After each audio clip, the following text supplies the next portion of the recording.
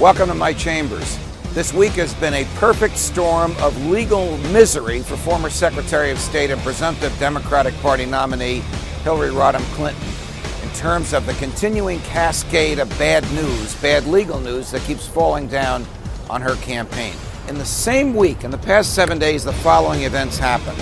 Her 5 closest aides when she was running the State Department between 2009 and 2013 have been interviewed by the FBI about their awareness of her using a private server on which to divert state secrets because all of her emails went there. One of those aides, Cheryl Mills, who was also Mrs. Clinton's personal lawyer when she was in the State Department, reportedly left the interview with the FBI because she didn't like one of the questions being asked. She had arranged to have only certain types of questions asked, and when one FBI agent decided to push that arrangement to its limits, Ms. Mills and her attorney left the room, and then the interview eventually resumed.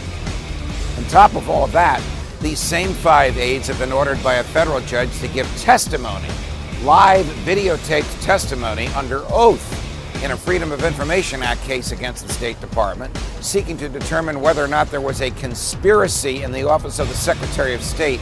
The word conspiracy is the judge's word, the judge in the case, not mine, to subvert the laws, the federal laws of the United States with respect to storage of documents and transparency. That's the Freedom of Information Act laws.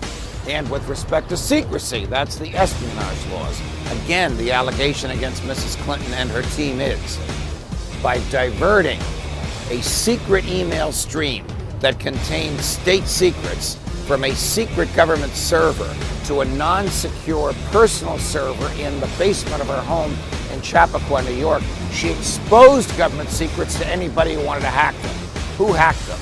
Well, while all this is going on, there's a debate going on in the Kremlin, in Moscow, between the Russian Foreign Ministry and the Russian Intelligence Service, trying to decide whether or not they should release the 20,000 emails of Mrs. Clinton that they hacked into and that they acquired by hacking as a result of Mrs. Clinton moving her emails from a secure server to a non-secure server.